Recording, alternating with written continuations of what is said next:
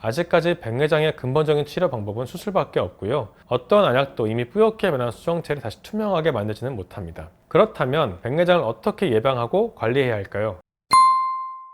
안녕하세요, 닥터 눈알람입니다. 요즘 인터넷을 보면 백내장 치료와 관련된 정보들이 많이 떠돌고 있는데요. 수술 없이 좋아진다, 안약으로 백내장 해결 같은 내용들을 볼 때마다 안타까운 마음이 듭니다. 제가 몇 년 전에 저희 어머니께 백내장 수술을 직접 집도했을 때도 이런 안약 같은 건 사용하지 않았습니다. 최근에는 젊은 백내장 환자분들도 늘고 있어서 이 영상을 통해 백내장에 대한 정확한 정보를 전달해 드리려고 합니다.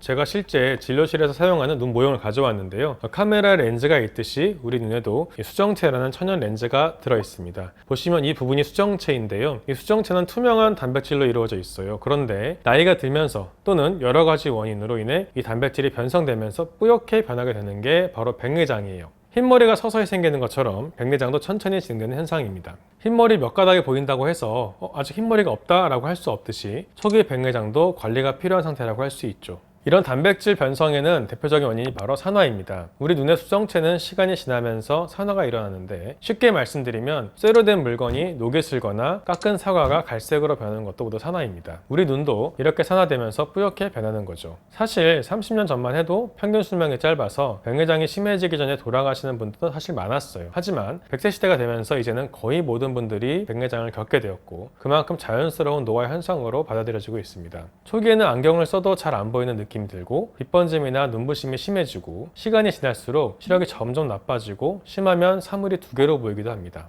시중에 백내장 치료 안약이라는 게 정말 많이 나와 있는데요. 대표적으로 세 가지 종류가 있습니다. 첫 번째는 페리녹신 계열 안약입니다. 이 약은 수정체 단백질의 유해물질과 결합하는 걸 막아주는 역할을 해요. 쉽게 설명드리면 수정체가 뿌옇게 변하는 걸 지연시키는 거죠. 두 번째는 요오드 성분이 들어간 안약인데요. 이건 눈 주변의 혈액순환을 개선해주고 신진대사를 촉진하는 효과가 있습니다. 망막의 순환 장애도 개선해준다고 알려져 있어요.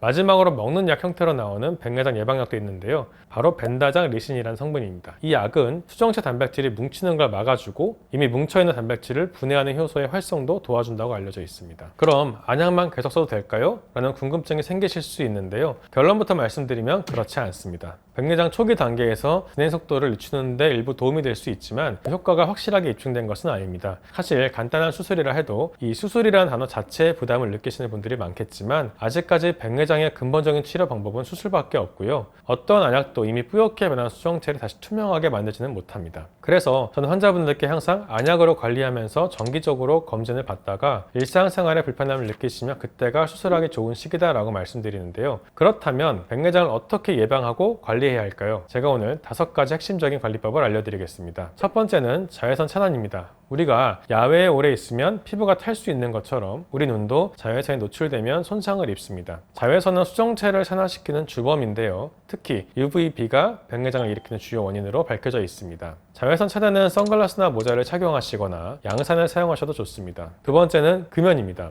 흡연이 백내장의 위험을 높인다는 사실 알고 계셨나요? 담배 연기에는 산화물질이 굉장히 많이 포함되어 있어서 수정체의 산화를 가속화시켜요. 실제로 연구 결과를 보면 흡연자가 비흡연자보다 백내장 발생 위험이 약 2배 정도 높고, 하루에 1갑 이상 피우시는 분들은 백내장 위험이 2배에서 3배 이상 높아진다고 합니다. 세 번째는 혈당 관리입니다. 당뇨 환자분들 중에 백내장 일찍 오시는 분들이 많은데요. 실제로 제 환자분 중에 40대 초반인데 당뇨 때문에 백내장이 온 경우가 있었어요. 혈당이 높으면 우리 눈의 수정체에도 당이 쌓이게 됩니다. 이걸 의학용어로 당화라고 하는데요. 수정체 단백질이 당과 결합하면서 변성이 일어나게 되고, 이게 백내장을 더 빨리 진행시키는 원인이 되는 거죠. 네 번째는 항산화 영양소를 충분히 섭취하는 거예요. 비타민 C, E가 대표적인데, 특히 비타민 C는 눈 속 수분의 높은 농도로 존재하면서 산화 스트레스로부터 수정체를 보호합니다. 루테인과 지아잔틴 같은 카로티노이드 계열도 중요한데요. 시금치, 브로콜리, 케일 같은 녹색 잎채소, 달걀 노른자에 많이 들어있습니다. 다섯 번째는 정기 검진입니다. 백내장은 초기에 본인이 느끼기 어려울 수가 있어요. 특히 40대 이후부터는 1년에 한 번은 꼭 안과 검진을 받으셔야 합니다. 정기 검진을 통해 조기에 발견하면 그만큼 관리도 수월해지죠.